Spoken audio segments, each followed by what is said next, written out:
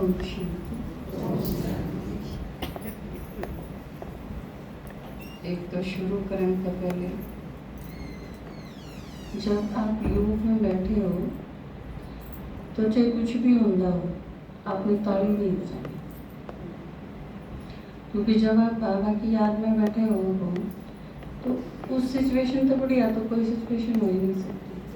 आप सब तो बड़ा है उसकी याद में बैठे हो, फिर कोई आवा है, कोई बैठा है, कोई कुछ कर रहा है, इस चीज़ को कोई फर्क नहीं पड़ता। उस टाइम का आपका बेस्ट पोज और आनी की भी सब तो जब आप फोन भी नहीं बाजन देंगे क्लास में, तो योग की अवस्था जैसी होनी चाहिए, तो फिर वह योग की होनी चाहिए, उसमें डिस्टर्बेंस नहीं होनी चाहिए किसी कारण से। मान लो स्टेज पर कोई बैठा है, वो अगर आपने ताली बजाने की कर रहे हैं किसी भी कारण से, तो ही सिर्फ आप बजा सकोगे, नहीं तो नहीं। वो उसकी रिस्पेक्ट करते हैं। नहीं तो जब आप बाबा की याद में बैठे हो तो आप बाबा की याद में ही बैठे रहो, जो आया है वो भी आके बैठ जाएगा। बाद में कह लियो आपने जो तुम्हें कहना है, या उसका ताली बजानी है तो के बार हुआ है, योग खत्म हुआ पाछा ताली कम हो जाएंगी, ठीक है।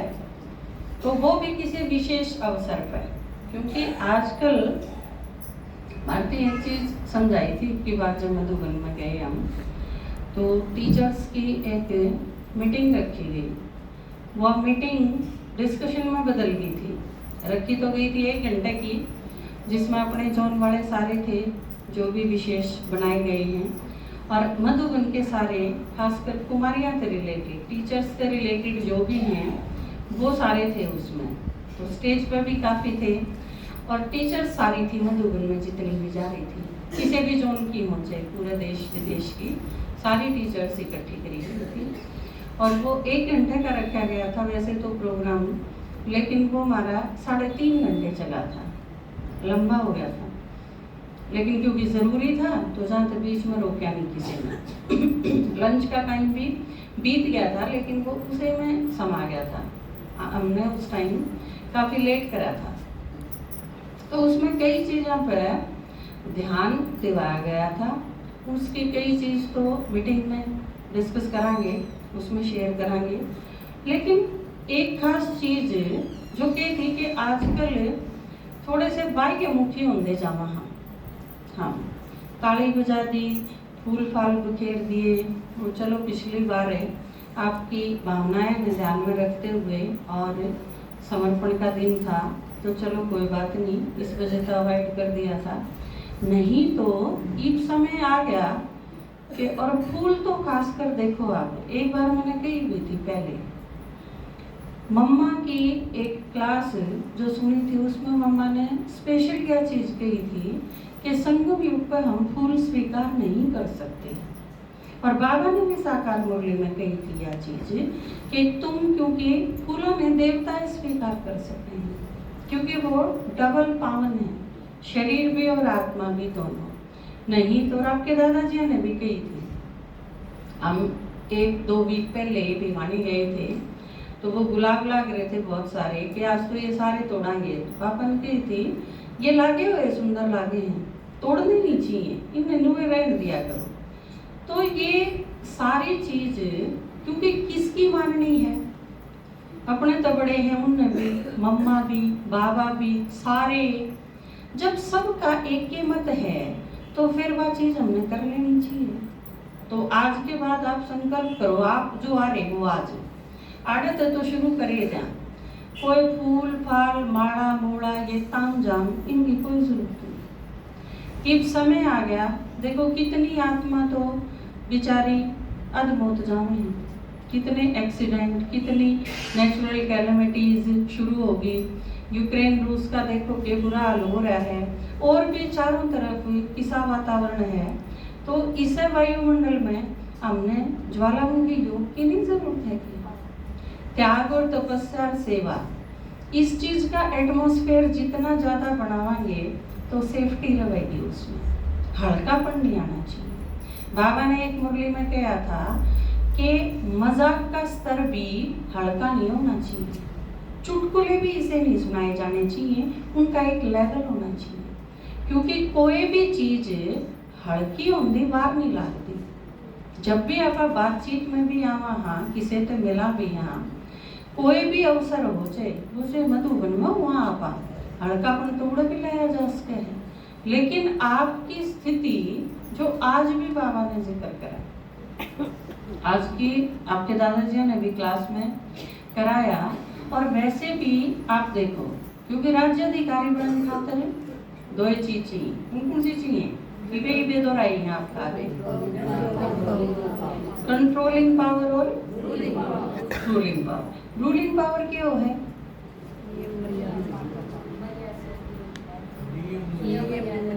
नियम मर्यादा है रूलिंग। रूलर किसने कहा है? रूलर रूलर क्यों है? शासक ने, जो शासन करे। रूलिंग पावर वो है चलाना अपने अनुसार, शासन करना, ठीक है। तो रूलर हो आप, लेकिन अधिकारी बनन खातर, राजा बनन खातर ये दोनों पावर चाहिए। और ये दोनों किस रूप में चाहिए? सबसे पहले तो किस रूप में बताई बाबा ने आज? कर्मेंद्रिया का, क्योंकि स्व के ऊपर करना है ना पहले तो शासन। तो सबसे पहले हमने अपने ऊपर करना है। तो बाबा ने बताया कि कर्मेंद्रियां भी पराधीन हो जाए, बताया। तो कर्मेंद्रिय पराधीन क्यों कर हो जाए, इसका उदाहरण आप मुझे बता सकते हैं? कोई एग्जाम्पल देखे ना जिससे क्लियर हो जाए यह चीज। कर्मेंद्रिय कौन सी है? आंख है, कान है, नाक है, ये सारी चीज कर्मेंद्रिय है। ये कर्मेंद्रिय मेरी है, मेरी कर्मेंद्रिय आपके अनुसार चले, मेरी आंख आपके अनुसार चले। इसका उदाहरण दे सको, उदाहरण से समझा सको हो कि न्यू कर्मेंद्रिय पराधीन क्यों कर हो जाए। बाबा ने कही है ना आज पराधीन हो जाने हैं, पर अधीन है, दूसरे के वशीभूत है, तो क्यों कर हो जाने हैं?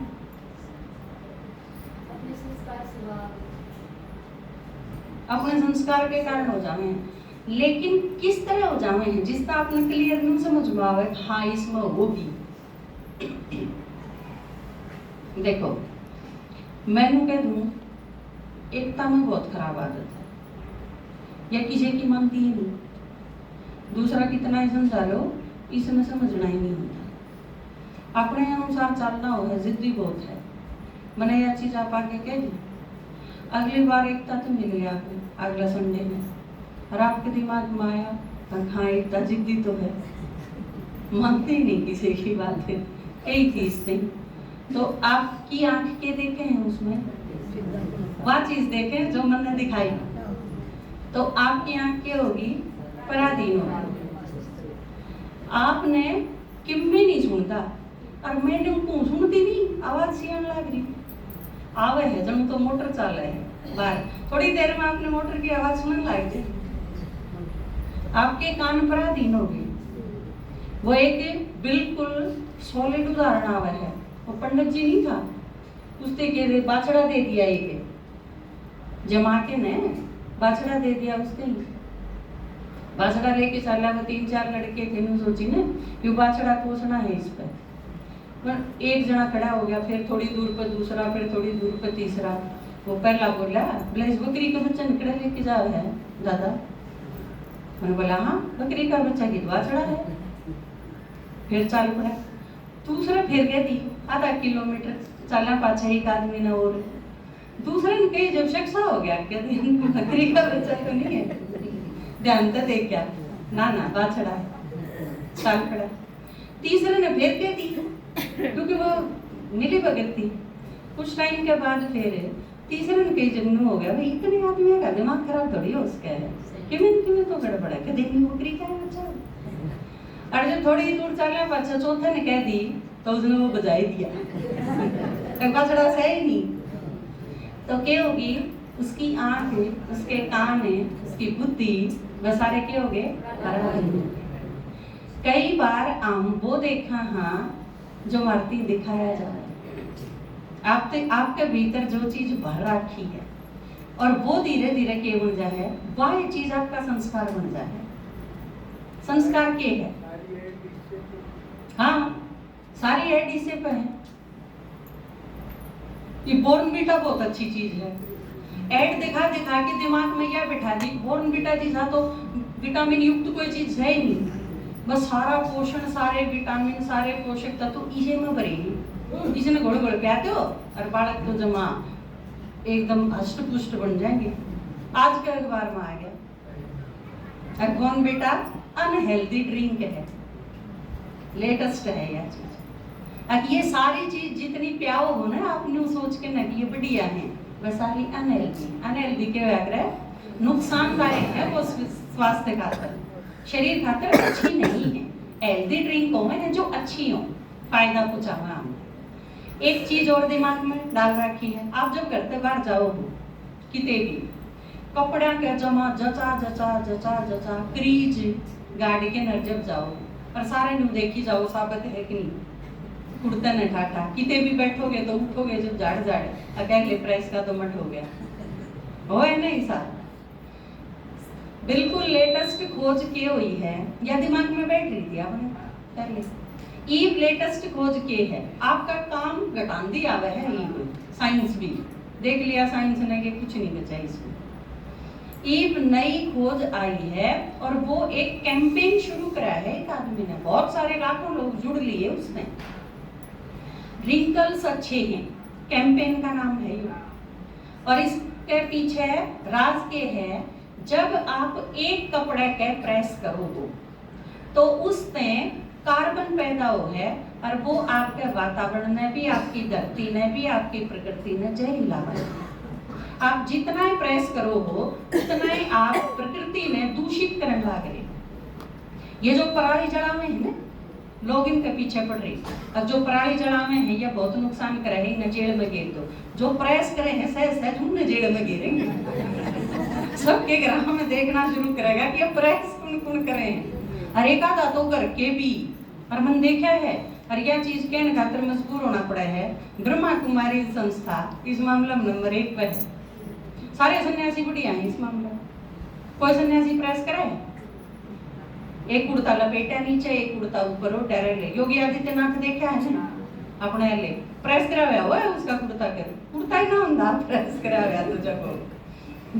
और सारी दीदी जितनी भी हैं आपने देखी होंगी, मैंने देखी हैं, रूमाल भी, पेटीकोट भी, सबकी में। पेटीकोट तो साड़ी के नीचे हुआ है ना, तौलिया भी, हर चीज प्रेस। आप जैसे लोग तो उम्र बच रहे हो आधी चीज जाते हैं, क्योंकि कुर्ते धो लिए, पैर लिए, काम इतना रहा है आपने, आप आधी फालतू की चीज जाते तो उम्र बच रहे हो। लेकिन आप में तो जो आधुनिक हो गए ना, वह कसूती प्रेस करें सारा दिन, बिल बढ़ावे हैं कितना। तो यह चीज है। और दूसरी चीज है, वॉशिंग मशीन में आप जितने कपड़े धो और फिर धोते तो कम हुए है, सुखाने सबसे ज्यादा खराबी आवे, आप खातर खराबी आवे है। आप वॉशिंग मशीन के सुखाए हुए कपड़े पहनोगे, प्रेस करे हुए कपड़े पहनोगे, उसका आपके शरीर में भी खतरा है, स्किन में, स्किन खातर प्रॉब्लम पैदा है। तो आज से आप इस चीज में भी खत्म करो। पीछे से एक चीज हो रही थी, एक नया ट्रेंड शुरू हुआ था कि जो आपने एक चीज नहीं हुआ करे, एक बीच में रिवाज सा हो गया था, इसी चुन्नी, इसी सलवार, इसाए कुर्ता, इसी जर्सी, इसी सैंडल, और फिर कोई कोई तो इससे भी आ गए, उसी नेल पॉलिश, उसी बिंदी, और नाटका ने तो हद कर दी उसाए सिंदूर। आपने कई नाटक देखे होंगे, ये जो शाम में आया करें, उसमें हरी साड़ी है तो हरा सिंदूर, गुलाबी साड़ी है तो गुलाबी सिंदूर, मतलब हद होगी हर चीज की। ये सारी चीज एक सी। फिर एक बीच में नया कैंपेन शुरू करा गया, अब जो जितना, जो जिस पर नहीं सजा, जो जिसका कुछ नहीं मैच करता वो पहन, और उसका नए फैशन का नाम पड़ गया कंट्रास्ट मैचिंग। आपकी थोड़ी सलवार है, गुलाबी कुर्ता पहन लो और उस पर लाल चुन्नी ओढ़ लो, आपने सारे हीरा के पहले किराए कर दियो। घाघरा किससे कलर का, कुर्ती किससे कलर की, चुन्नी किससे कलर की, बस जो इसमें मेल दिलाने की जरूरत है नहीं ना, तो इस मेल में कितना टाइम वेस्ट होगा। सारी चीज एक सी। कितने जोड़ी सैंडल रखो, कई माता है मैं देखूं हूँ, आज किसा एक कुर्ता पहन लिया, उसी ये चूड़ी, उसी ये फिर सारी चीज, इसमें कितना टाइम वेस्ट हो गया, कितना पैसा वेस्ट हो गया। और पैसा आपके घर के जो कमावे हैं वो कितनी मेहनत तक कमाया जाए। जो गलत तरीके से पैसा नहीं कमाते, मेहनत तक कमावे हैं, तो मेहनत तक कमाना बहुत हल्का लग रहा है, पैसा मुँह नहीं इकट्ठे करेगा। तो उसने उसी जगह पर खर्च करा जड़ा उसका बेस्ट उपयोग है। तो ईब या एक नई थ्योरी आई है, आप भी सोच लो ईब में, इसमें सिकुड़न है तो सिकुड़न के कपड़े पहनो, कोई बात नहीं। रिंकल नहीं आया करता पहले, रिंकल ना कितना ही प्रेस कर लो वो सीधा थोड़ी होया करता उसका। या एक खूबी थी उसकी कि वह रिंकल जावे ही नहीं। तो ये बात जिसे कपड़े हैं कोई पहनो, झाड़ के सुखा दो, उसमें रह ले पहन लो। सबसे ज्यादा इजी है वो चीज। तो लाइफ में जो सबसे ज्यादा इजी है वो ऐसे ही रहेगा। तो यह चीज अच्छा है। एक चीज और देखने लगे, पापा ने बताई, फ्रिज में आप चीज रखो। एक दिन मेरे को बताने लगे ये चीज नहीं रखनी फ्रिज में, ये जहर हो जाने। पापा बोली गए, मैं सुनी गई, 20-30 चीज बता दी, 20-22। मैं बोली यार तो तरीका सही नहीं रहा। माँ ने नू बताओ धरना के है के नहीं धरना, मगर यार इतनी लंबी लिस्ट होगी, मगर इसकी बजाय मैंने ये बता दो 2-4 चीज पाऊंगी जो धरने की है, मैं धर लूंगी, बाकी और कोई नहीं धरनी। तो इसी कोई चीज आपने हैरत होगी, किसी कोई चीज नहीं पाई जो फ्रिज में धरनी हो। आप YouTube में छान मारो, गूगल पे, YouTube पे सर्च करके देख लो, हम फ्रिज में के रख सका, हाँ कोई चीज नहीं है इसी जो रख सका हाँ फ्रिज में, सारी चीज खराब हो गई। इसका मतलब ये है कि ये जो महंगे महंगे साधन बनाए गए हैं ये कोई काम के नहीं। धीरे धीरे इन चीजों पर आप में तो पानी पीना तो घने पहला छोड़ गए होंगे। फ्रिज में पानी धर के कौन पीवा, हाथ उठाइयो आप में से। मेरे ख्याल से इतने अवेयर और इतने समझदार आप सारे हो गए कि फ्रिज में रखा हुआ पानी पीना खतरनाक है। बल्कि बहुत सारे आप में ऐसे पाओगे 20-30% तो जो गुनगुना पानी पीवे, सारी अच्छा रहे स्वास्थ्य का। नहीं तो गर्मी में नॉर्मल पानी पियो, नहीं तो मटके का पानी पियो, यह चीज सब बढ़िया है। तो यह चीज धीरे धीरे हम सीख गए। ई और ये चीज सीखनी है कि ये जितने साधन हैं, फ्रिज होगी बेकार क्योंकि जब उसमें कि मैं धरे नहीं सकते, बस अपने मलाई तार धरी जाओ, एक हफ्ता में लो जाओ, इसे काम करता रह गया और कोई चीजें नहीं रही धरण की। क्योंकि पहले खरीदा, फिर फ्रिज खरीदा इतनी महंगी, फिर उसमें वह धरा और फिर उसका जहर बनावा और फिर आपा खावा और फिर डॉक्टर के जावा, इतना लंबा प्रोसेस क्यों करा आपा। तो धीरे धीरे ये जितनी भी चीज है, आपका टाइम भी लमे है, आपका पैसा भी लमे है, ये धीरे धीरे सारी बेकार होने जा। तो आपकी सारी चीजें ड्रामानुसार बचती जाए। मन में तो प्रेस धरती है कोड़ा में ठाके, क्योंकि करनी ही नहीं। ये बात पाचा मन या पापा ने तो यूं के यो नक्शा बट है, क्योंकि क्या मैंने जाए तो बताई है, कहते फिर अगला संडे में सड़वट का पैर मुराग नो कह दो सड़वट है दीदी इसमें तो जाए तो पहले ही बता दी, जिसका क्रीज पाई वो फोटो में है। बात समझ में आई ना, जिसका सड़वट पड़ रही है इसका मतलब वो समझदार है। गर्म पानी पीवे वो समझदार है। जो फ्रिज खरीद के ना कोल्ड ड्रिंक खा के नरगटागट पी जा, उसने क्या कहोगे आज के जमाने में, लगियो तो किसको दड़ा इसने क्या ही नहीं हुआ, माना है ना यह चीज। तो एक समझदारी की डेफिनेशन भी बदल दी जाए।